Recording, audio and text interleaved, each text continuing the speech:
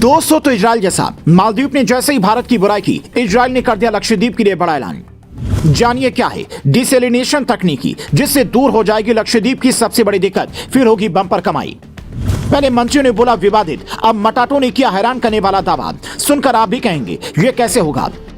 जो लोग कहते हैं कि पीएम मोदी विदेश के दौरे पर बेवजह खर्च करते हैं, विदेशी नेताओं से मुलाकात की तस्वीर पर बेवजह वाहवाही बटोरते हैं, उन्हें ये ट्वीट ध्यान से देखना चाहिए। अंग्रेजी में लिखे इस ट्वीट में इजराइल ने साफ साफ कहा है कि वह लक्षद्वीप के लिए एक बड़ा ऐलान कर रहा है। मतलब मालदीव मोदी के जिस लक्षद्वीप जाने से चिढ़ा हुआ है, उसे इजराइल के इस फैसले से और मिर्ची लगने वाली है, क्योंकि इजराइल के इस ऐलान के बाद लक्षद्वीप की तकदीर बदलने वाली है। तो पहले सुनिए इस ट्वीट में लिखा क्या है, फिर बताते हैं कि मटाटो ने ऐसा क्या कहा जिससे सुनकर आपको भी हंसी आएगी। इजराइल इन इंडिया के ट्विटर हैंडल से लिखा गया, डिसैलिनेशन प्रोजेक्ट शुरू करने के भारत सरकार के अनुरोध पर हम पिछले साल लक्षद्वीप गए थे। कल से ही हम इस परियोजना पर काम करने के लिए तैयार हैं। ये तस्वीर उन लोगों के लिए है जो लक्षद्वीप की सुंदरता अब तक नहीं देख पाए हैं। इन तस्वीरों में इस द्वीप के मनमोहक और आकर्षक दृश्य को देखा जा सकता है। ये तस्वीर देखने के बाद बड़े बड़े देशों के पर्यटक ये समझ पाएंगे कि मालदीव ने जो बोला है वो सच नहीं है, वो सरासर झूठ है, और इससे भारत में पर्यटन को बढ़ावा मिलेगा। लेकिन यहां से समझना यह भी जरूरी है कि आखिर ये डिसैलिनेशन प्रोजेक्ट क्या है जिससे लक्षद्वीप की तस्वीर बदल सकती है। डिसैलिनेशन तकनीकी की मदद से खारे पानी को साफ किया जाता है, उसे मीठे पानी के रूप में बदला जाता है।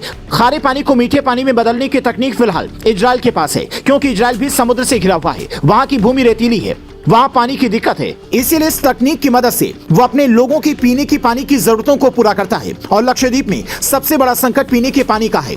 वहाँ पीने की पानी की बोतल की कीमत दिल्ली की तुलना में कई गुना ज्यादा है। इसलिए सरकार ये चाहती है कि भरपूर मात्रा में मीठा पानी उपलब्ध हो, ताकि पर्यटकों को किसी तरह की दिक्कत ना हो। अगर ऐसा हो गया तो समझिए कि फिर मालदीव से भी खूबसूरत लक्षद्वीप का पर्यटन पहले की तुलना में कई गुना बढ़ जाएगा, क्योंकि मोदी सरकार अब वहाँ के विकास पर विशेष फोकस करने वाली है। जिसके बाद कई लोग ये कह रहे हैं कि मालदीव ने इस बार बहुत बड़ी गलती कर दी है।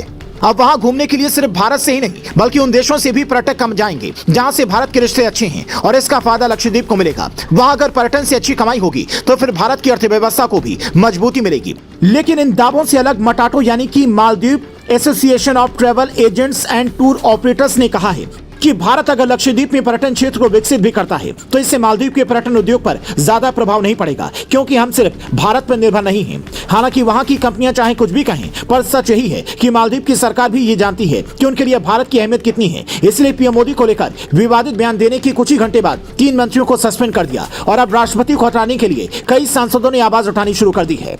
फिलहाल मालदीव के राष्ट्रपति 5 दिनों की चीन के दौरे पर हैं। ऐसे वक्त में उनका चीन जाना कई तरह के सवाल खड़े करता है, और इन सारे सवालों का जवाब तभी मिलेगा जब इजराइल की मदद से भारत लक्षद्वीप को ऐसा द्वीप बना देगा जहां मालदीव से ज्यादा पर्यटक पहुंचे।